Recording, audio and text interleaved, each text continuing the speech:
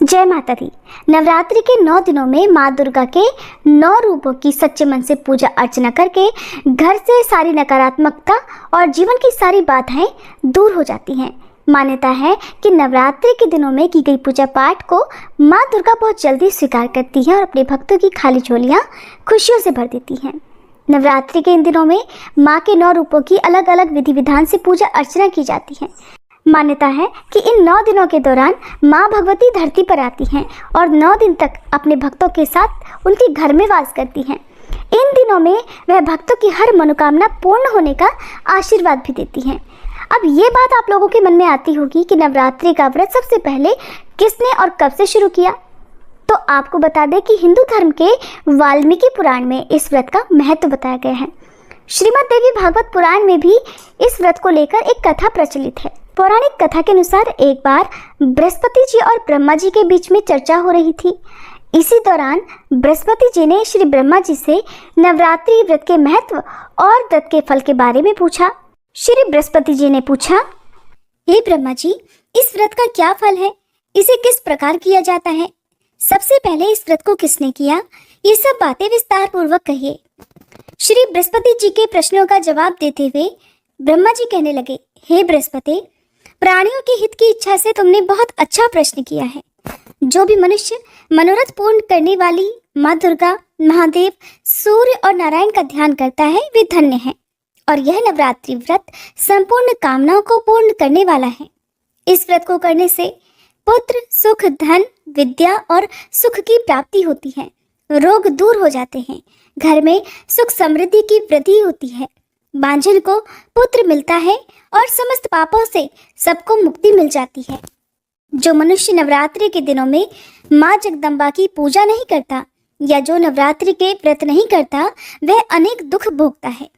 व्रत करने वाला भक्त सारे दिन का अगर उपवास ना कर सके तो एक समय भोजन करे और 9 दिन तक अपने परिवारजनों सहित नवरात्रि व्रत की कथा को पढ़े या सुने। हे बृहस्पति, अब जिसने सबसे पहले इस महाव्रत को किया वह कथा मैं तुम्हें सुनाता हूँ। श्री ब्रह्मा जी कहने लगे, प्राचीन काल में मनोहर नगर में पीठित नाम का एक अनाथ ब्राह्मण रहा करता था। वह माँ दुर्गा का अनन्य भक्त था। उसकी एक कन्या उत्पन्न हुई जो कि सर्वगुणों से संपन्न थी। वह कन्या अपनी सहेलियों के साथ खेलती कूदती इस प्रकार बढ़ने लगी जैसे शुक्ल पक्ष में चंद्रमा की कला बढ़ती है। वह ब्राह्मण प्रतिदिन जब नियम से माँ दुर्गा की पूजा करके होम किया करता तो उसकी पुत्री भी नियम से वहां उपस्थित रहा करती। एक दिन सुमति भगवती माँ के पूजन में उपस्थित नहीं हुई। उसके पिता को पुत्री की ऐसी असावधानी देखकर बड़ा क्रोध आया और वह पुत्री से कहने लगा, अरे दुष्ट पुत्री, आज तूने भगवती का पूजन नहीं किया, इस कारण मैं किसी कुष्ठ रोगी या दरिद्र मनुष्य के साथ तेरा विवाह कर दूंगा।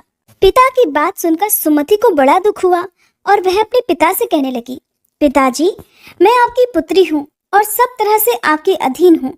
जैसी आपकी इच्छा हो वैसा ही करो, चाहे राजा से, चाहे कुष्ठी से, चाहे दरिद्र से, जिसके साथ चाहो मेरा विवाह करा दो, पर होगा वही जो मेरे भाग्य में लिखा है। क्योंकि कर्म करना मनुष्य के अधीन है पर फल देना ईश्वर के अधीन है।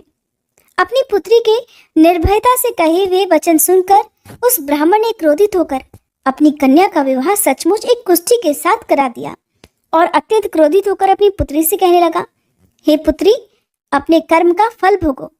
देखे भाग्य के भरोसे रहकर अब क्या करती हो। पिता के ऐसे कटु वचनों को सुनकर सुमति मन में विचार करने लगी कि अहो, मेरा बड़ा दुर्भाग्य है जो मुझे ऐसा पति मिला। इस तरह अपने दुख का विचार करती हुई वह कन्या अपने पति के साथ वन में चली गई और उस अत्यंत निर्जन और भयानक वन में उन दोनों पति पत्नी ने वह रात बड़े कष्ट से बिताई। उस गरीब बालिका की ऐसी दशा देखकर देवी भगवती ने पूर्व पुण्य के प्रभाव से प्रकट होकर सुमति से कहा, पुत्री, हे दीन ब्रह्माणी, मैं तुझसे प्रसन्न हूँ। तुम जो चाहो सो वरदान मांग सकती हो। भगवती दुर्गा का वह वचन सुनकर ब्रह्माणी ने कहा, देवी, आप कौन हैं? वह सब मुझसे कहिए। ब्राह्मण की पुत्री के ऐसे वचन सुनकर देवी कहने लगी, मैं आदि शक्ति भगवती हूँ और मैं ही ब्रह्म विद्या और सरस्वती हूँ। प्रसन्न होने पर मैं प्राणियों का दुख दूर कर उनको सुख प्रदान करती हूँ। इसलिए हे बालिके, मैं तुझ पर तेरे पूर्व जन्म के पुण्य के प्रभाव से ही प्रसन्न हूँ। अब मैं तुम्हें तुम्हारे ही पूर्व जन्म का वृतांत सुनाती हूँ, ध्यान से सुनो। तुम पूर्व जन्म में निषाद की पत्नी थी और अति पतिव्रता थी। एक दिन तुम्हारे पति निषाद ने चोरी की। चोरी करने के कारण तुम दोनों को राजा के सिपाहियों ने पकड़ लिया और कैद खाने में डलवा दिया। उन लोगों ने तुझे और तेरे पति को भोजन भी नहीं दिया। इस प्रकार नवरात्रि के दिनों में पूरे 9 दिन तक तुमने ना तो कुछ खाया और ना जल ही पिया। इस प्रकार 9 दिन तक नवरात्रि का व्रत तुमसे हो गया। हे ब्रह्माणी, उन दिनों में जो व्रत हुआ, उस व्रत के प्रभाव से प्रसन्न होकर मैं तुम्हें अब मनोवांछित वर देती हूँ। तुम्हारी जो भी इच्छा हो सो मांग लो। इस प्रकार देवी दुर्गा के वचन सुनकर ब्राह्मण की पुत्री बोली, अगर आप मुझ पर प्रसन्न हैं तो हे देवी दुर्गे, मैं आपको प्रणाम करती हूँ। कृपा करके मेरे पति का कोढ़ दूर कीजिए। देवी कहने लगी, उन दिनों तुमने जो व्रत किया था, उस व्रत का 1 दिन का पुण्य पति का कोढ़ दूर करने के लिए अर्पित कर दो, तो उस पुण्य के प्रभाव से तुम्हारा पति स्वस्थ हो जाएगा।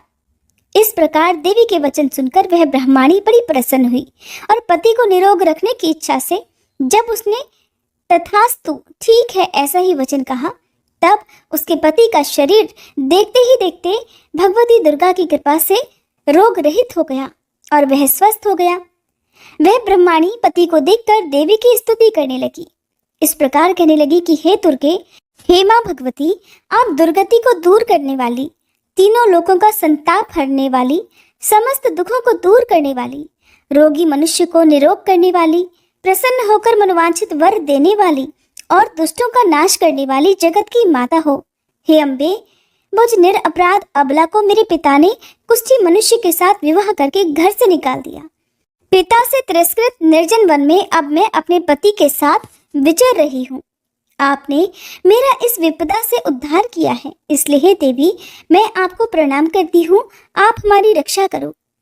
ब्राह्मण की पुत्री की ऐसी स्तुति सुनकर देवी बहुत प्रसन्न हुई और उन्होंने उससे कहा, हे ब्राह्मणी, तेरे उदालय नामक अति बुद्धिमान, धनवान, कीर्तिवान पुत्र शीघ्र ही उत्पन्न होगा। ऐसा वर देकर देवी ने ब्राह्मणी से फिर कहा कि और जो कुछ तेरी इच्छा हो वो भी मांग ले।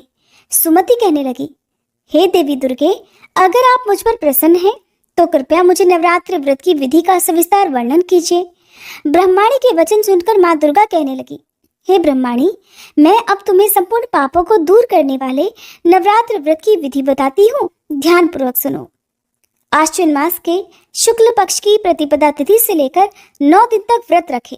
अगर दिन भर का व्रत ना रख सके तो एक समय शुद्ध सात्विक भोजन करें।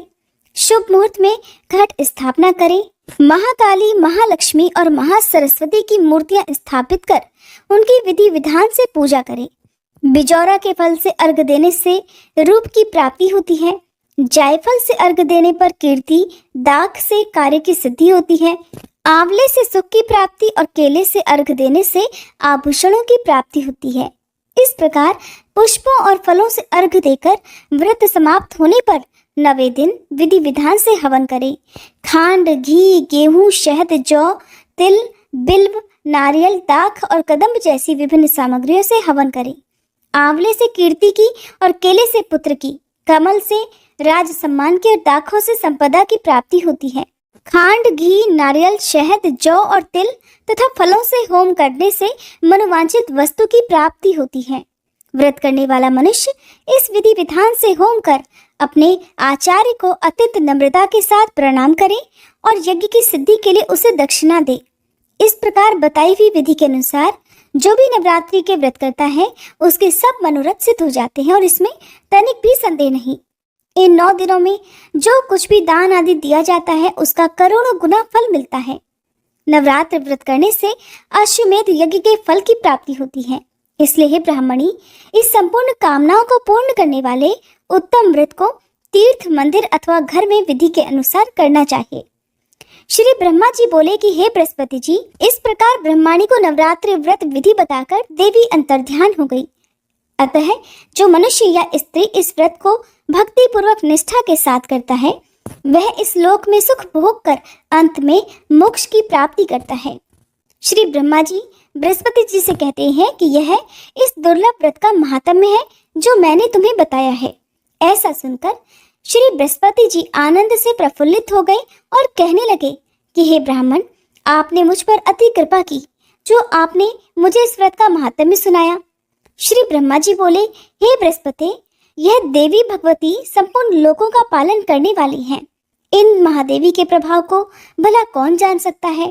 प्रेम से बोलिए, देवी भगवती की जय, माँ जगदम्बा की जय, नव दुर्गाओं की जय। अगर आपको ये कथा पसंद आई हो तो वीडियो को लाइक करके हमारे चैनल को जरूर सब्सक्राइब कीजिएगा। नवरात्रि के 9 दिनों तक हमारे चैनल पर अपलोड होने वाली माँ भगवती के 9 अलग अलग रूपों की कथा, पूजा विधि और आरती की जानकारी के साथ ही श्री दुर्गा सप्तशती के सभी पाठ भी आप हमारे चैनल पर हर दिन सुनिएगा।